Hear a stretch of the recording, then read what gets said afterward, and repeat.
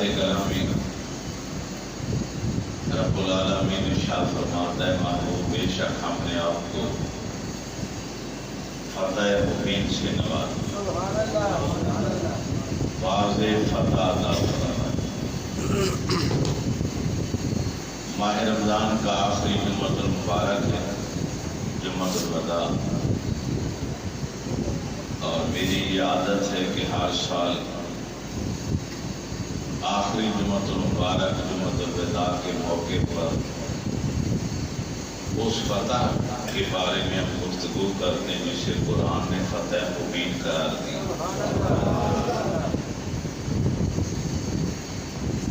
یہ اللہ تعالیٰ کی قدرت اور حکمت بالغہ ہے کہ اسلام کے بہادر اور جری سپوتوں کو اسلام کے سب سے بڑے مارکے کفار اور مشرکین کے ساتھ جہاد فی سبیل اللہ جیسے ماہ رمضان میں ہی پیش آئے۔ روزہ ایک بہت بڑی آزمائش ہے، امتحان ہے، آپ جانتے ہیں، اور پھر گرمیوں کے موسم میں روزہ یہ اور بڑا امتحان۔ ذرا سوچئے کہ عرب کی گرمی ہو، کڑکتی دھوپ ہو، ایک کھجور کا دانہ ہو اور تھوڑا سا پانی پی کے روزہ رکھا ہو، ہاتھ میں تلوار تھام کر سارا دن مشرکین کے ساتھ جہاد کرنا، یہ صرف انہی نفوس قدسیہ کا ہی کام ہو سکتا ہے جن کی تربیت خود نبوت نے فرمائی۔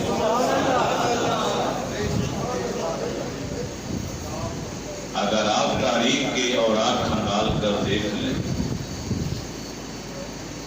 صلح حدیبیہ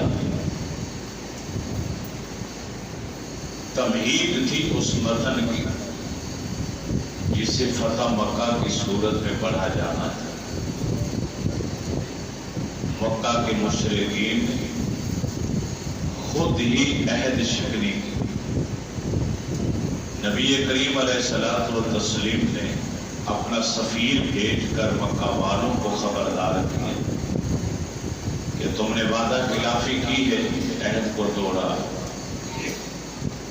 مکہ والوں نے اپنا جرم تسلیم کرنے کی بجائے تکبر میں آ گئے۔ مشرکین مکہ کی اکڑی ہوئی گردنیں اور اکڑ گئیں۔ میرے رب نے فیصلہ فرما دیا، محبوب اب تیاری کرو۔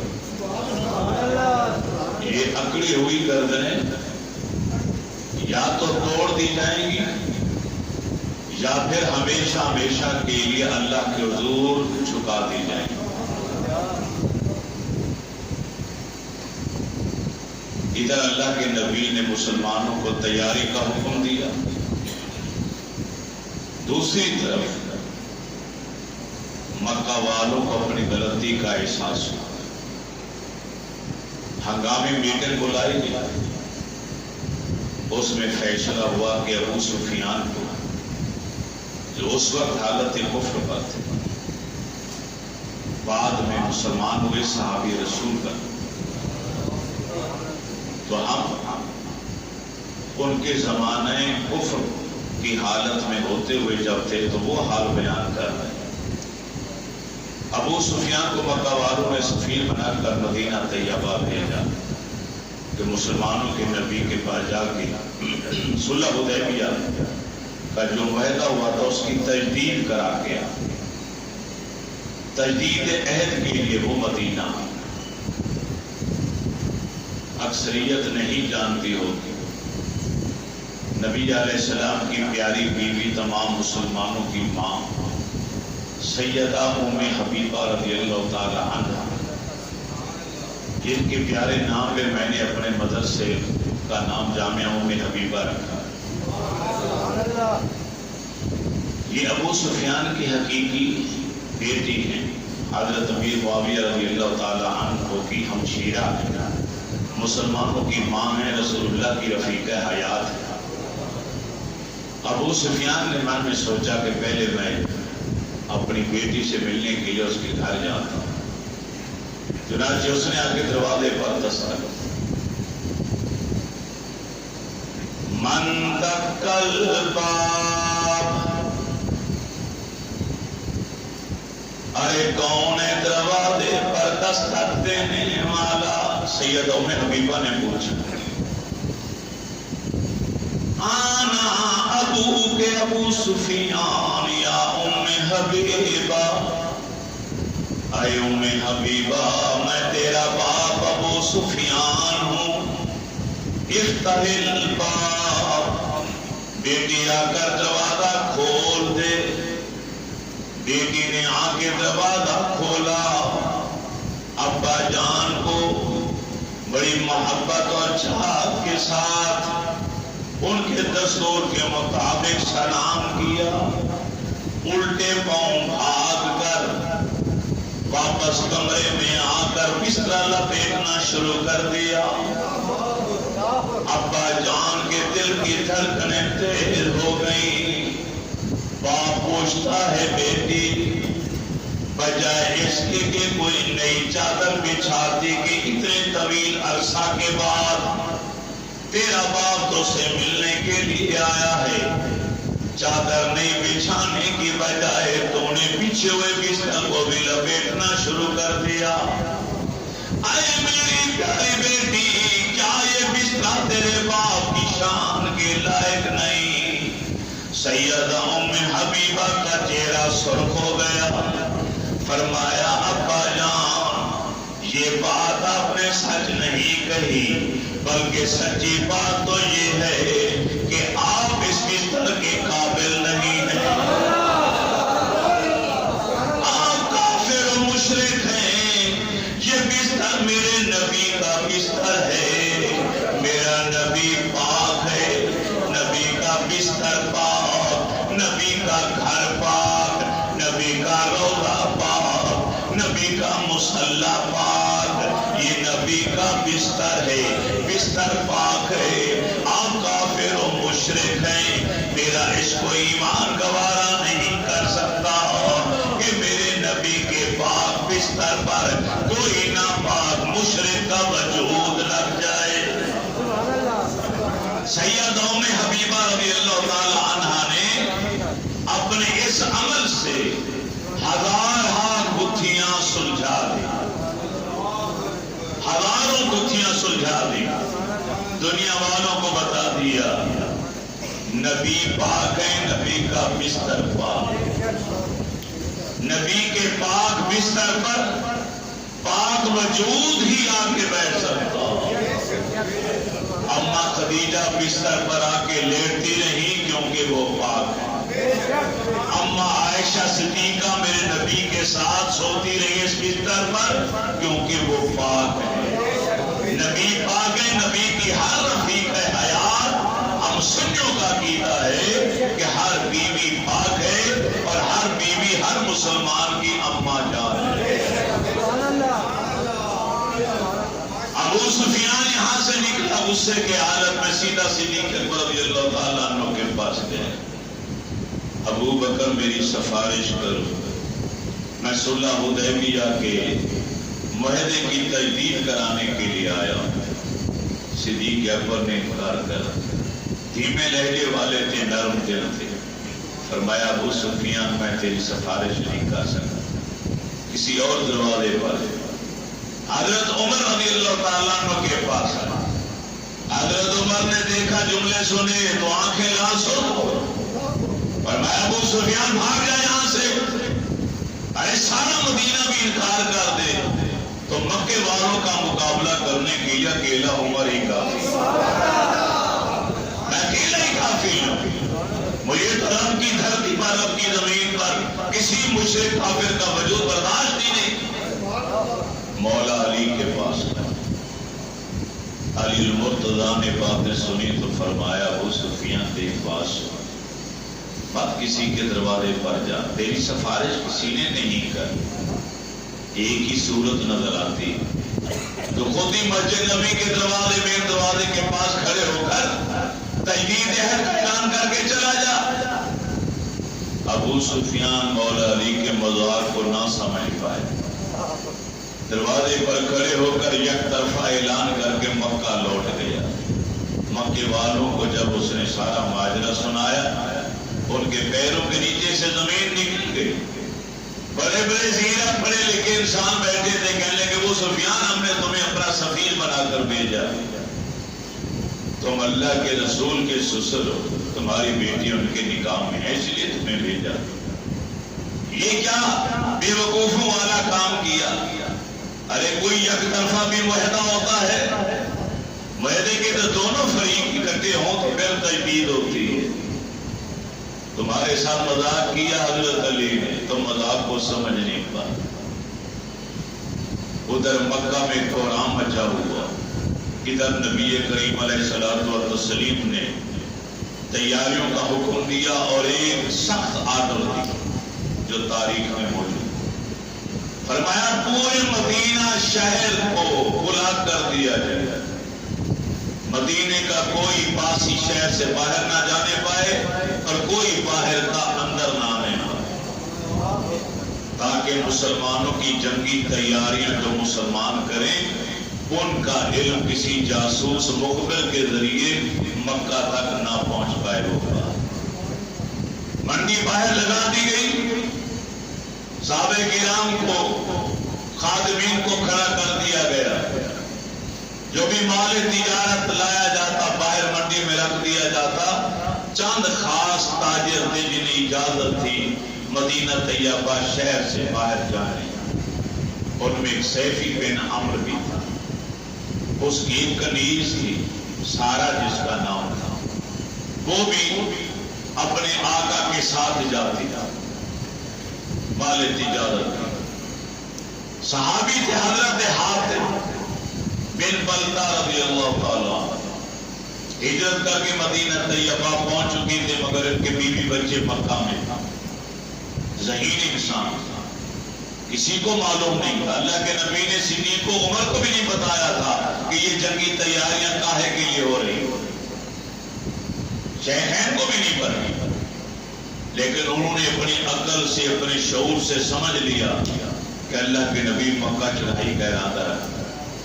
اس نے ایک رکا لکھا اپنے اہل و عیال کے نام کہ اللہ کے رسول مکہ آنا چاہتے ہیں، مکہ پہ حملہ کرنا چاہتے ہیں، اگر ایسا ہو تو تم فوراً مکے سے حملے سے پہلے مکے سے نکل جانے۔ وہ سارا خاتون کے حوالے کیا، کیونکہ سیفی بن عمرو کے ذریعے اپنے آقا کے ذریعے تاجر کے ذریعے اسے مدینے سے باہر آنے جانے کی اجازت تھی۔ نبی علیہ السلام نے چند صحابہ کرام کی ڈیوٹی لگا رکھی تھی شاہراہوں پر، مختلف راستوں پر کہ اگر کوئی یہاں سے مکے کی طرف جائے اسے قابو کر لیا جائے۔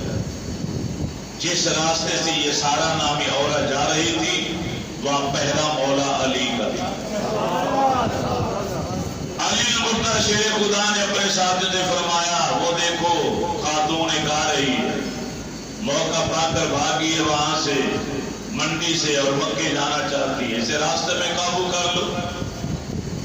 اس احتیاط کے ساتھ قابو کرنا کہ اگر اس کے پاس کوئی شے ہو تو اسے ضائع نہ ہونے دو۔ اس عورت کو قابو کر لیا گیا، تلاشی لی گئی تو وہ رکا نکلا، اس نے اپنے بالوں کا جو گچھا بنایا تھا اس کے اندر چھپا رکھا تھا، وہاں سے نکالا گیا۔ مولا علی نے خط پڑھا، اس کے اہل و عیال کے نام تھا، چنانچہ نبی کریم علیہ الصلوۃ والتسلیم کی بارگاہ میں یہ خط اور یہ عورت پیش کی۔ اس عورت سے پوچھا گیا تم جانتی ہو اس رکے پر کیا لکھا؟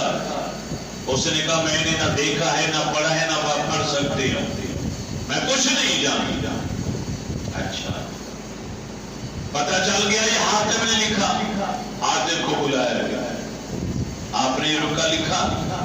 عرض کرتے آقا ہاں میں نے لکھا، میرے بیوی بچے وہاں مکہ میں ہیں، میں نے ذہن سے کیا سرائی کی کہ آپ کی یہ تیاریاں جو ہو رہی ہیں مکے پر چڑھائی کرنے کے لیے، اگرچہ آپ نے اعلان نہیں کیا، حفظ ما تقدم کے تحت میں اپنے بیوی بچوں کو بچانا چاہتا تھا۔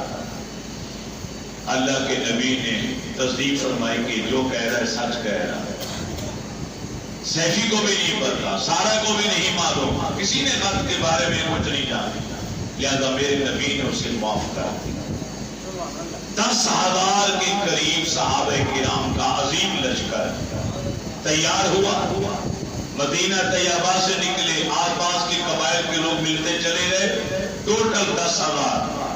جب ایک منزل مکہ رہ گیا، جگہ کا نام ہے مر و سہران، جب وہاں پر یہ لشکر جرار پہنچا تو پڑاؤ ڈالنے کا حکم ملا۔ نبی علیہ السلام نے فرمایا پڑاؤ ڈالا جائے، وہاں پہ پڑاؤ ڈال دیا گیا۔ شام ہوئی، سورج ڈوبنے لگا تو فرمایا خیمے دور دور نصب کیے جائیں اور الاؤ روشن کیا جائے، شمع جلائی جائیں، تاکہ اگر مکہ کا کوئی جاسوس یہاں آ جائے تو جہاں تک اس کی نظر جائے اسے روشنی اور خیمے نظر آئے۔ وہ اس لشکر جرار کے بارے میں اندازہ ہی نہ لگا سکے کہ یہ کتنی تعداد میں آئے۔ ابو سفیان پھر اپنی ٹیم کے ساتھ رات کی تاریکی میں یہاں آ گزرا۔ جس راستے سے گزرا وہاں میرے نبی کے چچا حضرت عباس پہرا دے رہے، اس نے منہ لپیٹ کے اپنے ساتھیوں سے گفتگو کرنے لگا۔ حضرت عباس نے آواز سے پہچان لیا، یہ ابو سفیان کی آواز ہے۔ آپ نے آواز، ابو سفیان رک جا، بھاگنا نہیں، تیری جان کو خطرہ ہے، مار دیا جائے گا، یہی رک جا، میرے پاس ہے۔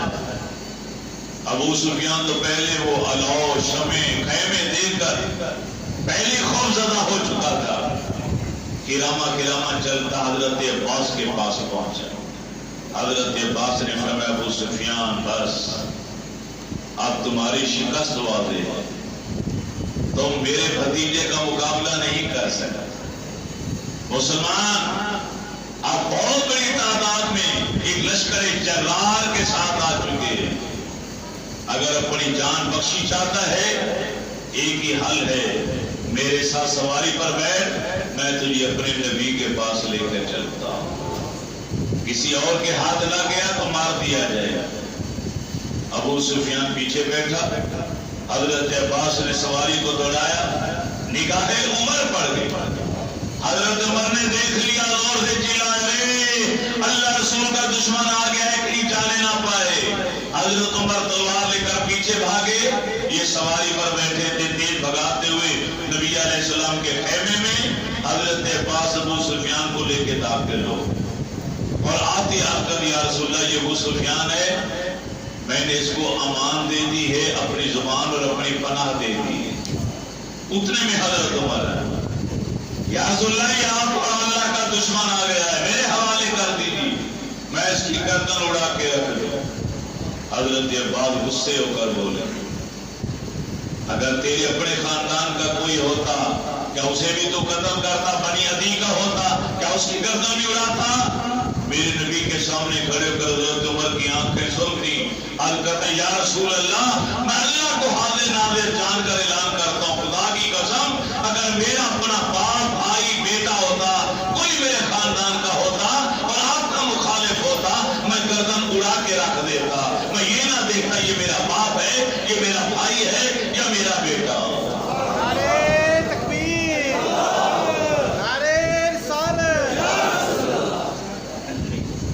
نبی علیہ السلام نے ارشاد فرمایا عمر سنبھالو اپنے آپ کو، میرے چچا انہیں امان اور پناہ دے چکے۔ چنانچہ میرے نبی نے فرمایا چچا نے اپنے خیمے میں لے جاؤ، رات وہیں رکھو، صبح لے آنا۔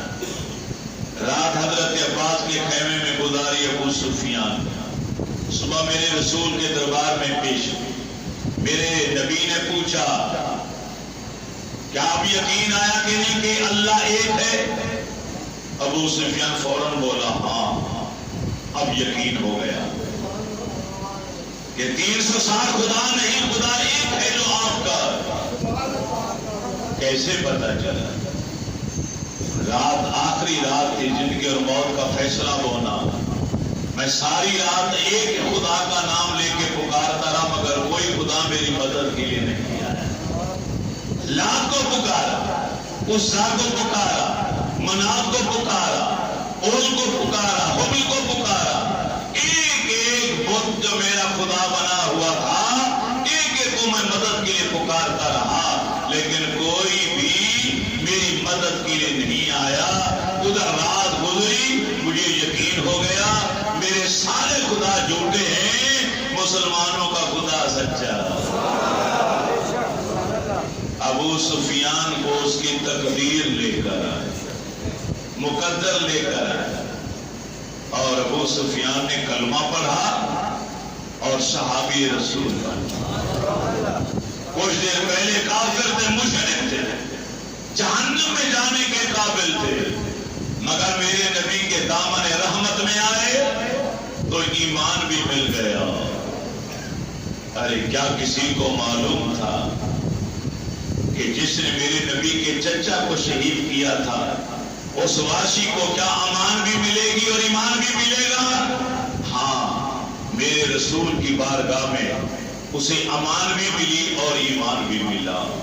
کیا کوئی یہ سمجھ سکتا تھا کہ اسلام کا سب سے بڑا دشمن اس عورت کا شوہر جس نے نبی کے چچا کے جسم کی آوا کاٹے اور کلیجے کو چبایا، گلے کا ہار بنایا ہندا، اس کا شوہر ابو سفیان یہ نبی کی بارگاہ میں آئے گا اور اس کو امان بھی ملے گی اور ایمان بھی ملے گا؟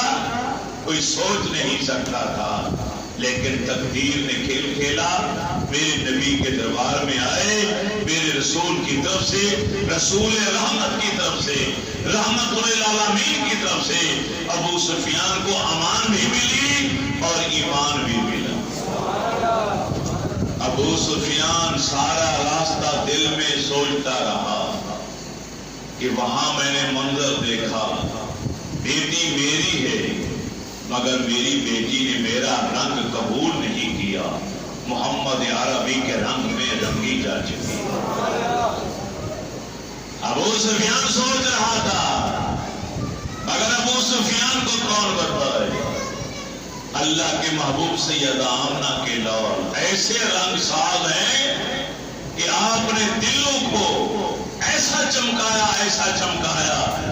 کہ سینکڑوں سال بیت جانے کے باوجود کفر و شرک کا میل پھر ان دلوں کے قریب بھی نہیں آ سکا۔ ہمارے گلی محلے میں برتن کلی کرنے والے آتے ہیں، آواز لگاتے ہیں برتن کلی کرا لو، برتن کلی کرا لو، مرد عورتیں برتن لے کر گلی میں آ جاتی ہیں، وہ کلی کر کے پیسے لے کے چلا جاتا ہے۔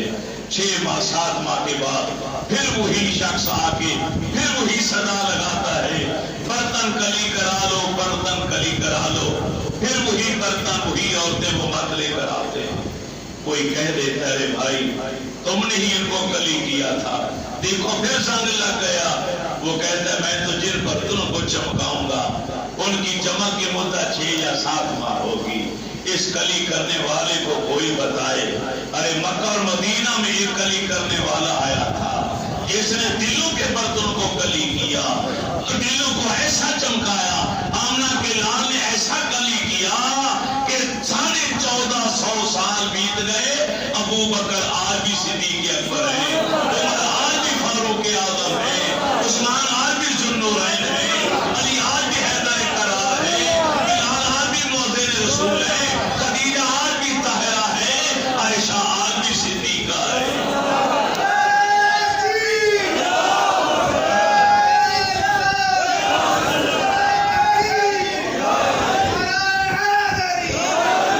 ابو سفیان نے کلمہ پڑھ لیا، صحابی رسول بن، لیکن ابھی دل کے دریچوں کی چند کھڑکیاں کھولنا باقی تھی۔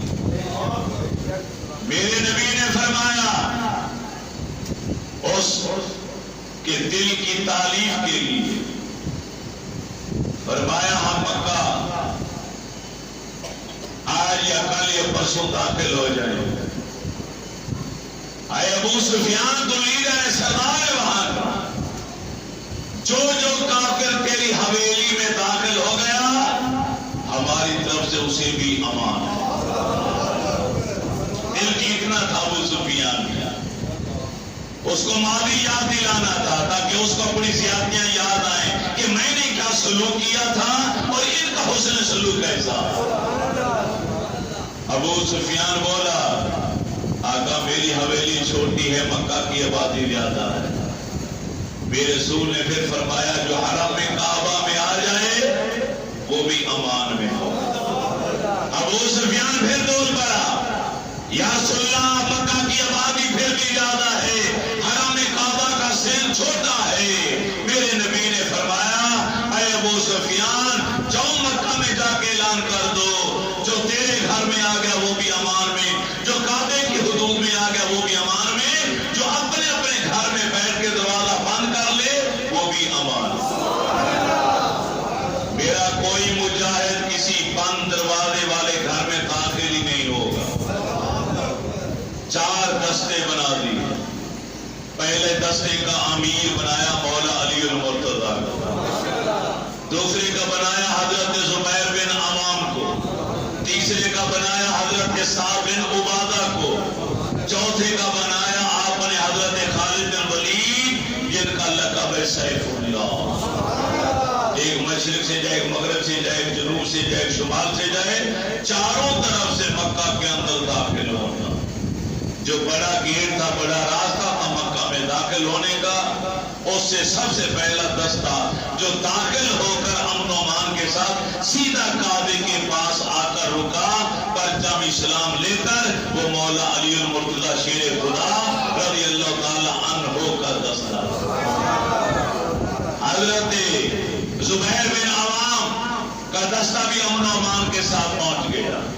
حضرت سعد بن عبادہ جو سردار تھے اپنے قبیلے کے، امیر ترین انسان، امیر ترین انسان، ایک بار ایک قیمتی جوڑا خرید کر میرے رسول کی بارگاہ میں لے کر آئے تھا۔ صحابہ نے ایسا کپڑا زندگی میں کبھی نہیں دیکھا تھا، یہاں کا تھا ہی، آ کے ہاتھ لگاتے تھے، چھوتے تھے، اس کی نرماہٹ کو، نرمی کو، اس کی خوبصورتی کو، چمک کو دیکھتے تھے۔ میرے نبی نے پوچھا سعد یہ کتنے میں خریدا؟ عرض کیا آقا 27 اونٹ بیچ کر آپ کے لیے جوڑا خریدا۔ 27 اونٹ، مالدار آدمی۔ آج ایک اونٹ کتنے میں ملتا؟ 5 لاکھ 27 کتنے کے ہو گئے؟ حساب لگاؤ نا۔ کروڑوں روپے خرچ کیے اپنے رسول کے لیے، ایک قیمتی جوڑا خریدا۔ غلام ہو تو ایسا ہو، عاشق ہو تو ایسا ہو۔ ایک بار عرض کرتے ہیں آقا میرا دل کرتا ہے کہ میں آپ کے لیے مغز کا سالن بنوا کے کھلاؤں۔ آپ نے میں ساتھ لے آؤں۔ تو بعد میں شام کو جب آئے، پیچھے لین لگی ہوئی تھی خادموں کی، اور ہنڈیا ہارے کے سر پر بڑے بڑے کڑھائی رکھے ہوئے تھے، سب کے اندر تھے مغز پکا ہوا، لین لگی ہوئی، ختم ہونے کا نام نہیں لے رہی، سینکڑوں لوگ لے کے آ گیا۔ فرمایا صاحب یہ کیا؟ آقا مغز ہے۔ فرمایا اتنا مغز کہاں سے آیا؟ فرمایا آقا میں نے آپ کے لیے، آپ کے غلاموں کے لیے 100 اونٹ ذبح کر کے ان کا صرف مغز پکایا۔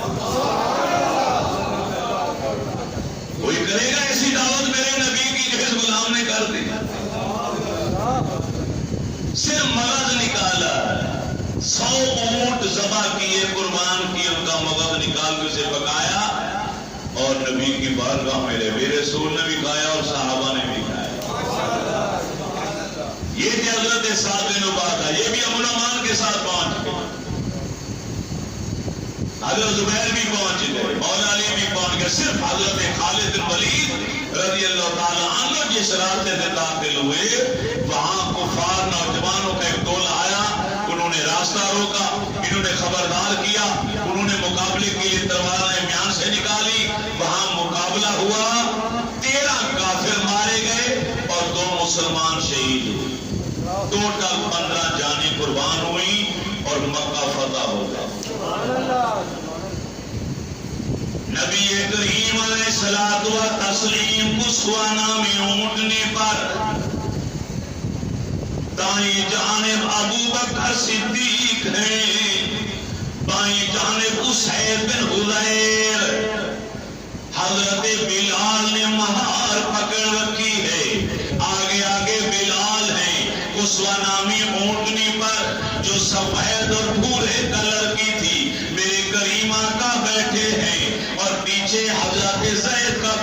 اسامہ غلام ابن غلام میرے نبی کی سواری پر میرے نبی کے جسم کے ساتھ یہ بچہ لگ کر بیٹھا ہے.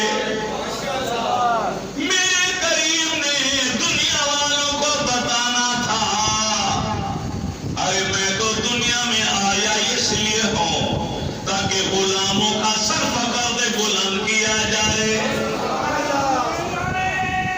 بس نعرہ نہیں لگانا، ٹائم تھوڑا ہے. کریم آقا علیہ السلام قصوہ نامی اونٹنی سے اترے، فرمایا اللہ کے گھر کو پاک صاف کرنا ہے. میرے نبی نے فرمایا اینا عثمان ابن طلحہ، عثمان ابن طلحہ کہاں ہے؟ یہ کلید بردار، کعبے کی چابی اس کے پاس. اعلان نبوت کے بعد ایک دن میرے نبی نے سے چابی مانگی تھی کہ چابی دو، ہم کعبے کے اندر جا کر عبادت کرنا چاہتے ہیں. اس نے کنجی دینے سے انکار کر دیا.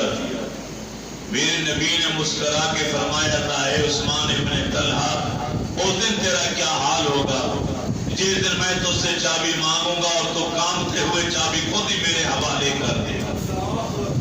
اس کی زبان پر آیا کیا وہ قریش ہلاک ہو چکے ہوں گے، ان کی ہلاکت کا دن ہوگا؟ میرے نبی نے فرمایا نہیں، وہ دن تو قریش کے لیے عزتوں کا دن ہوگا. آج میرے نبی کے بعد گونج آئے نا عثمان ابن طلحہ، ارے طلحہ کا بیٹا عثمان کہاں ہے؟ تھر تھر کامتا ہوا آگے بڑھا، فرمایا چابی لاؤ. اس کو وہی جملے یاد ہے.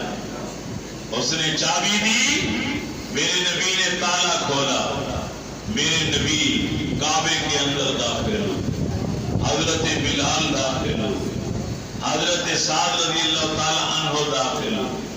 5 خوش نصیب تھے جو میرے نبی کے ساتھ پیچھے پیچھے کعبے کے اندر داخل ہوئے. کعبے کو پہلے پاک کیا گیا، سارے بت باہر گرا دیے گئے. اللہ کے نبی جب تک چاہا کعبے کے اندر اللہ تعالیٰ کی عبادت میں لگے رہے، زاربتا رو کر رب کا شکر ادا کرتے رہے. آج کعبہ خوشی سے جھوم اٹھا کہ مجھے پاک کرنے والا آ گیا ہے، مجھے آباد کرنے والا اللہ کا آخری نبی آ گیا ہے. اب قیامت تک کے لیے اسلام کا پرچم یہاں بلند رہے گا اور قیامت تک کے لیے میرا طواف ہوگا اور یہاں تسبیح و تحلیل ہوگی. کریم آقا علیہ السلام بیت اللہ سے باہر نمودار ہوئے، میرے نبی کی زبان پر تسبیح طواف کعبہ کیا. لبیک اللہم لبیک لبیک لا شریک لک لبیک ان الحمد والنعمت لک والملک لا شریک لک.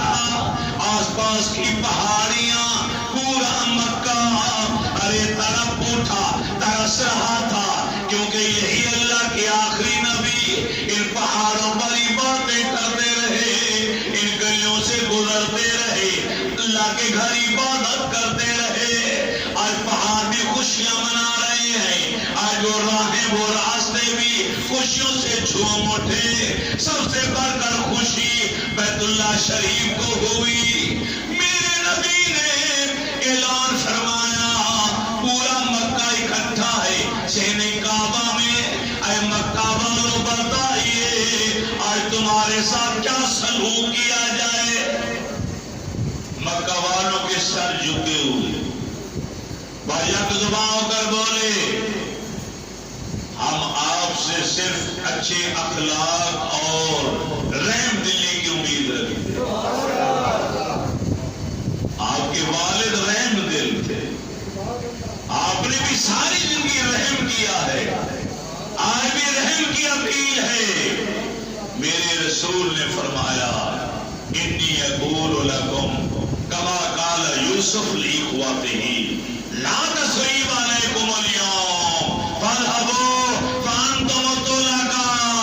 یوسف علیہ السلام نے جو جملہ اپنے بھائیوں کے لیے بولا تھا، جن بھائیوں نے یوسف کو اپنے ہاتھوں سے کنویں میں پھینکا تھا، میں بھی وہی جملہ تمہارے لیے بولتا ہوں لا تثریب علیکم اليوم. آج تم سے کوئی انتقام نہیں لیا جائے.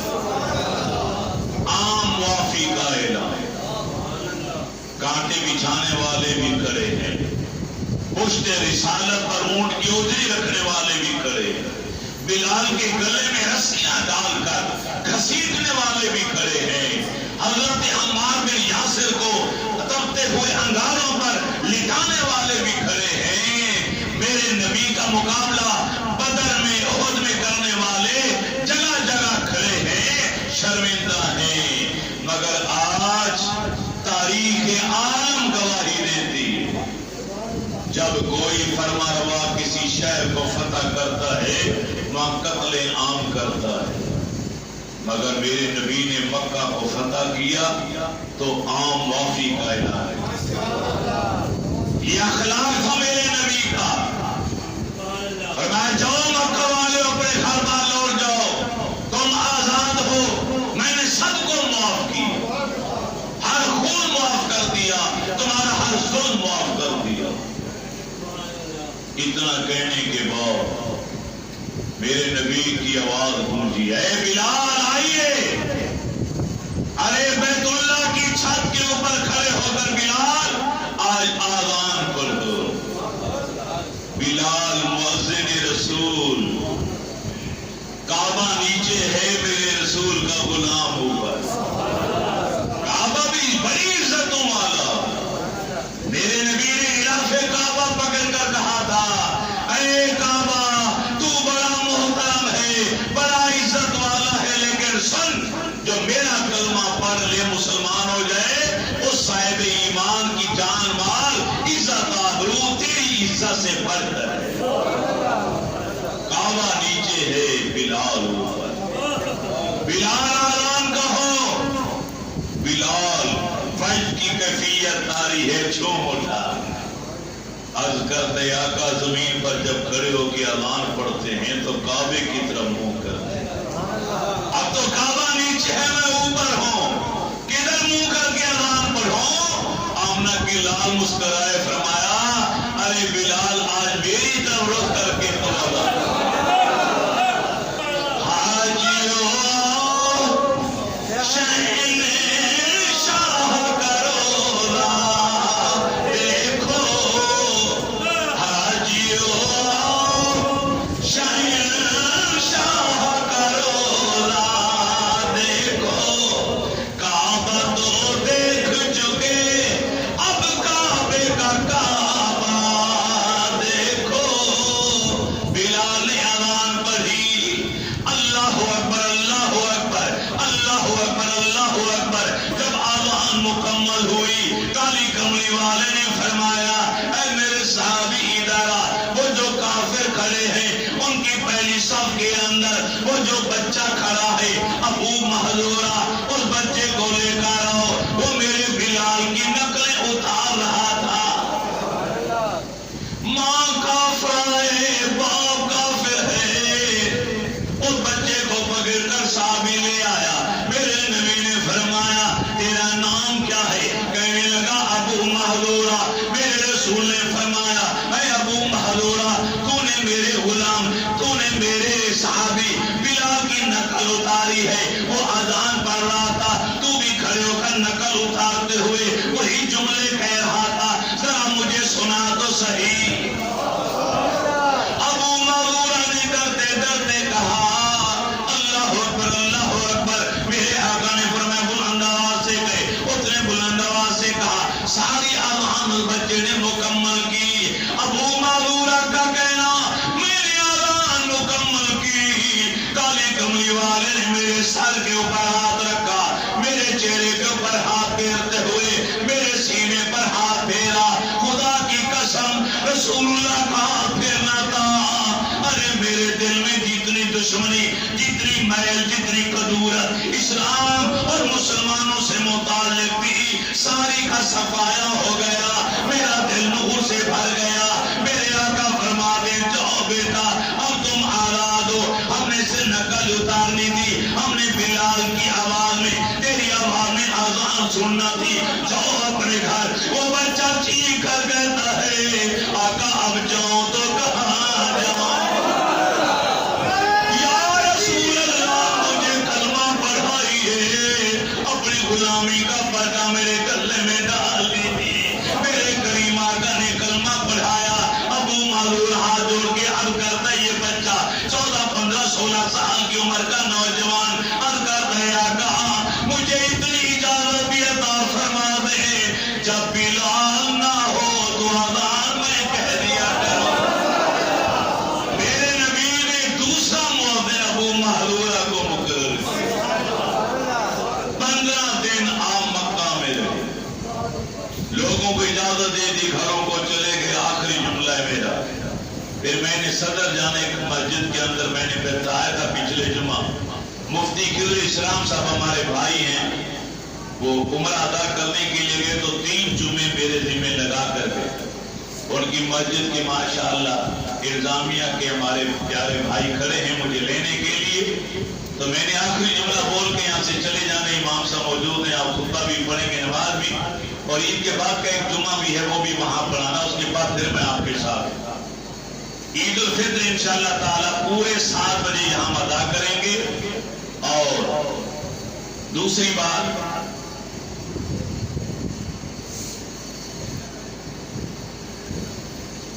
माशाअल्लाह रात जिनके उम्रे के टिकट निकले हैं उनके हमने दोबारा चेकिंग की। माशाअल्लाह 4 उम्रे के टिकट निकाले, 3 उम्रे की टिकट बदलिया कुरानदादी और 1 टिकट बगैर कुरानदादी के इमाम साहब की हमने निकाला। 33,000 इनके पास था, बाकी रकम हमने यहाँ पे जमा की। कुछ रकम इनकी बाकी रहती है, कुछ एक और उम्रे के पैसों में थोड़ी सी रकम बाकी रहती है, वो भी आप लोगों के कामों से इंशाल्लाह मुकम्मल हो जाएगा।